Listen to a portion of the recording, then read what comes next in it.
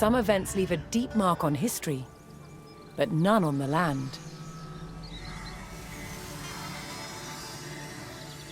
This is the site of the Battle of Hastings. After almost 1,000 years, no traces of the bloody conflict can be seen. But here, the fate of England turned. It's where a king was killed, and his victor claimed the throne.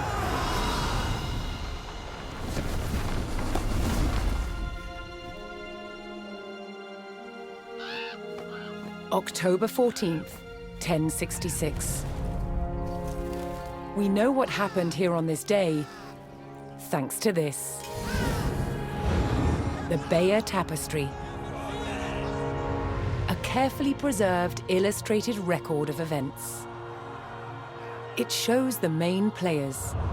Harold, the newly crowned Anglo-Saxon King of England, and his challenger, William, Duke of Normandy.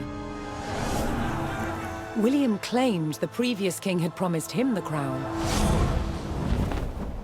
So, he assembled an army and prepared to sail to England to fight King Harold for the throne. But a storm thwarted his plans. Meanwhile, Harold discovered that a Viking invasion had landed in the north. Another threat to his crown. So he raced to fight them.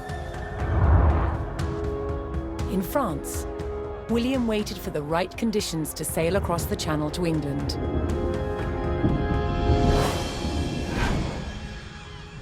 The weather cleared.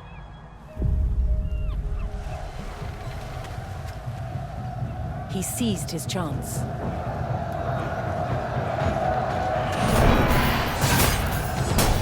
250 miles north, Harold had defeated the Vikings. Now, hearing of William's arrival, his army sped south.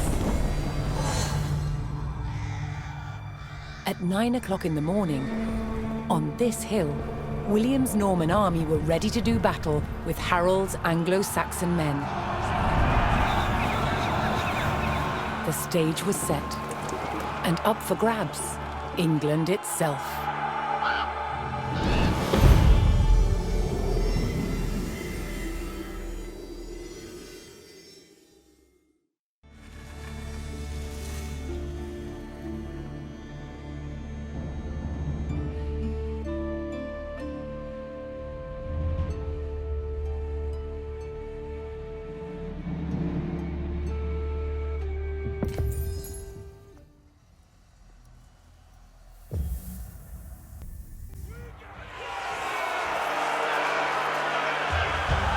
On October 14th, 1066, William of Normandy stood ready for battle at the base of a hill. The high ground belonged to King Harold of England and his Anglo-Saxon army. Here, on this hilltop, the fate of England would be decided.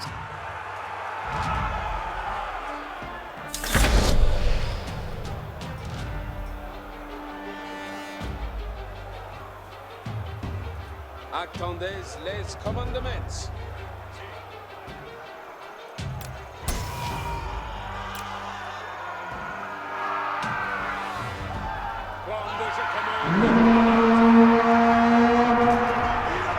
William's Norman army made the first charge, launching a direct assault on the shield wall.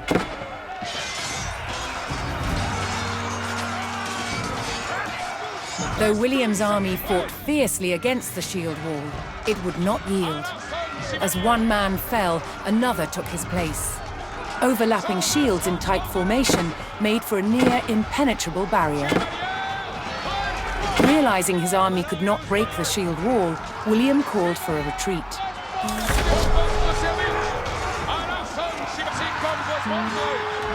William's feigned retreat was working.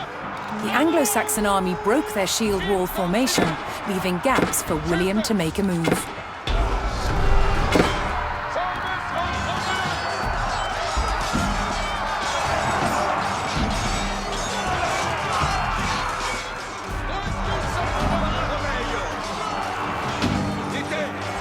With Harold's men no longer in shield wall formation, William could pick them off as they charged.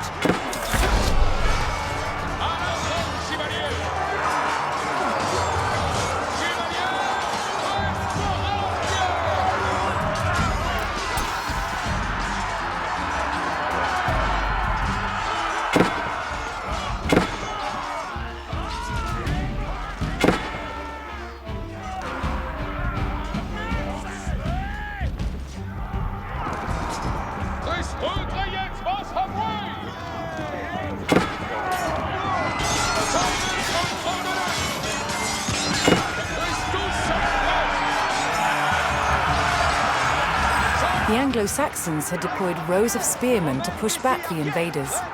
But William had an answer: his sharp-eyed archers.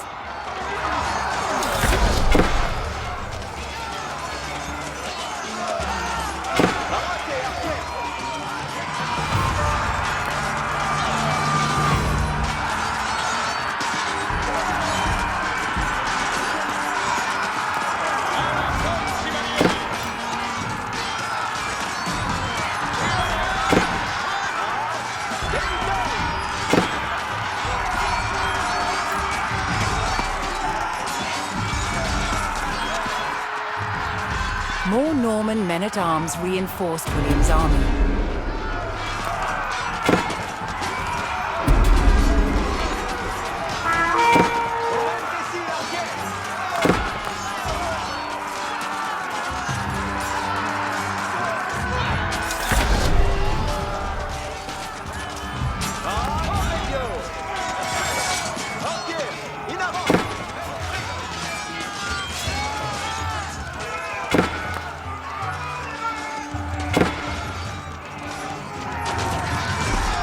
Anglo-Saxon archers joined the fray, and the Normans' deadly cavalry ready to charge. But first, William's forces had to eliminate the enemy spearmen, whose sturdy polearms could easily bring down a horse.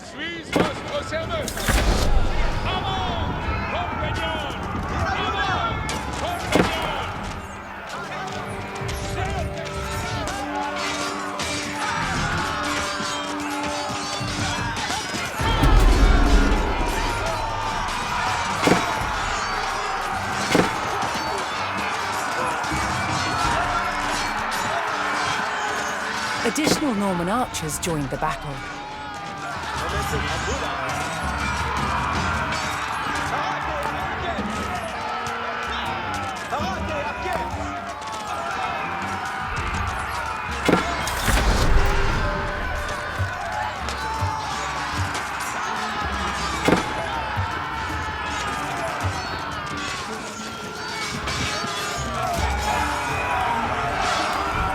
With the threat of spearmen cleared from the field, William's cavalry was free to charge at the Anglo-Saxon archers.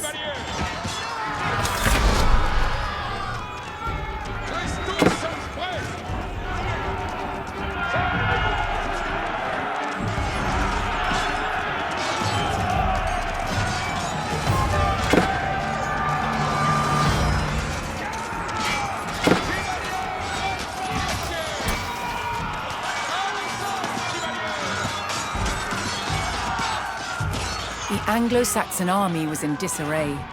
Their shield wall had been neutralized, and their numbers were dwindling. Now the only thing standing between William and victory was King Harold himself.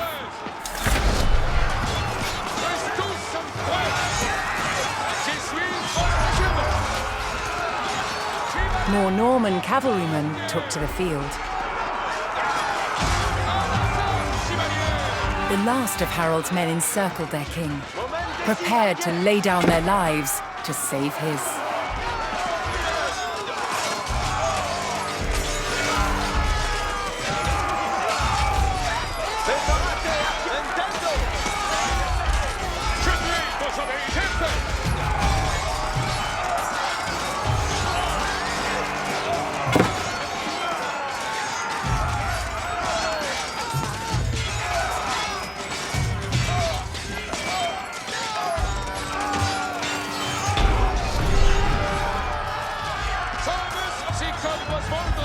the Anglo-Saxon King Harold had fallen.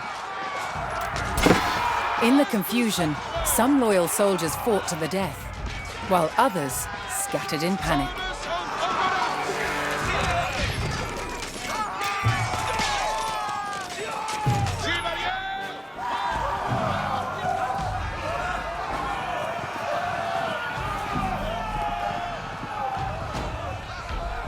Leaderless and defeated, the last of the Anglo-Saxon army fled for their lives. The Normans celebrated victory over the English king, but William's quest to rule England was just beginning.